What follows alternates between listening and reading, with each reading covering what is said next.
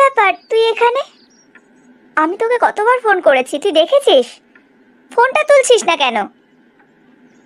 আসলে আমি আজকে একটু ব্যস্ত আছি। ব্যস্ত? কেন? আসলে আজকে আমাদের বাড়িতে অনেক লোকজন আসবে, সেই জন্য আমরা দুজনেই খুব ব্যস্ত।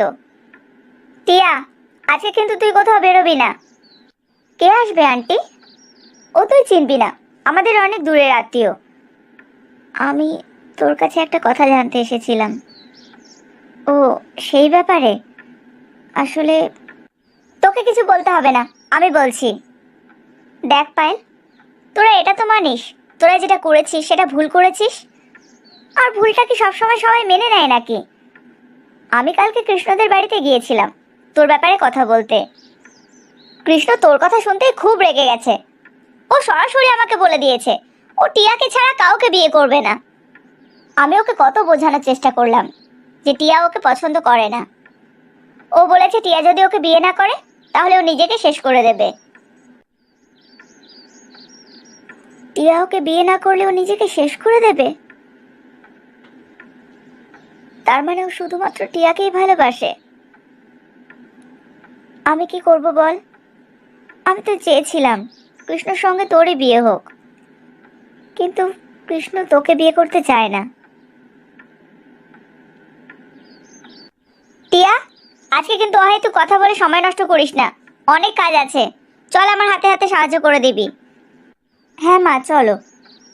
পায়েল, আজকে তুই বাড়ি যা, আমি কালকে তোর সঙ্গে কথা বলবো। কি হয়েছে? আজকে আবার অত টেনশন কিসের? তোর ছোটবেলার ইচ্ছে আজকে পূরণ হতে যাচ্ছে। দুদিন রাগ করেছিলিস টিয়া খারাপ ব্যবহার করেছিল ভেবে। আজকে তো বিয়ের কথা বলতে যাচ্ছি, আজকে আবার টেনশন কিসের? না বুঝেই আমি টিয়ার সঙ্গে খুব খারাপ ব্যবহার করেছি বাবা। জানি না ও আমাকে ক্ষমা করবে কিনা।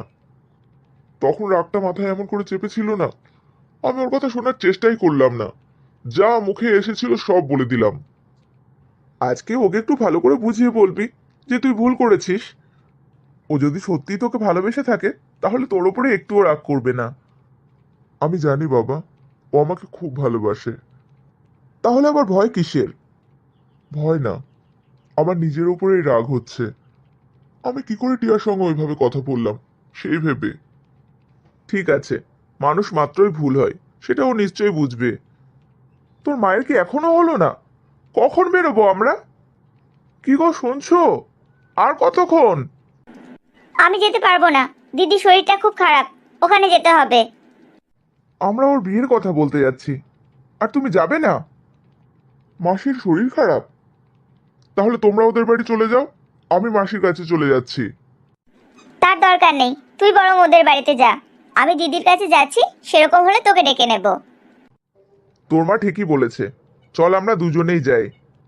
ওদেরকে যখন কথা দিয়েছি, কথাটা তো রাখতে হবে। আচ্ছা ঠিক আছে, চলো তাহলে। মা আর বাপিকে আমি কি বলবো? ভুলটা আমারই, এরকম একটা অচেনা মানুষকে আমার ভালোবাসা উচিতই হয়নি। ও তো প্রথম থেকেই বলে আসছে ও টিয়াকে ভালোবাসে, তবু যে কেন আমি ওকে ভালোবেসে ফেললাম কে জানে। এখন আমি ওর না বলাটাও সহ্য করতে পারছি না। পায়েল তো অনেকক্ষণ হলো গেছে, এখনো আসছে না কেন বলো তো? ওহ, তোমার মেয়েকে চেনো না নাকি?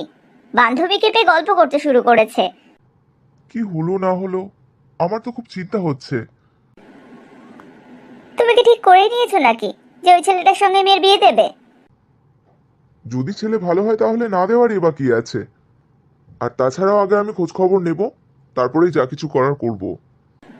আমিও সেটাই বলছি, হুট করে মেয়ের কথা রাজি হওয়ার দরকার নেই। আগে ছেলেটার ব্যাপারে ভালো করে খোঁজ খবর নাও, তারপর দেখা যাবে।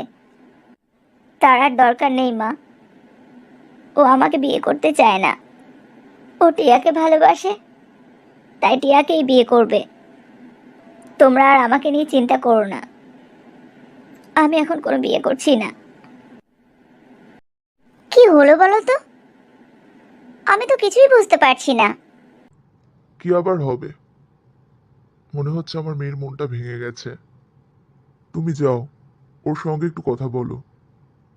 আর একটু ভালো করে জানার চেষ্টা করো কি হয়েছে। জানি না আমার কেন মনে হয়েছিল ও সব সত্যিটা জানার পরেও আমাকে মেনে নেবে। I am so stupid. এই জন্যই বাবা মার কথা শুনতে হয়। বাবা মা কখনোই সন্তানের খারাপ চায় না।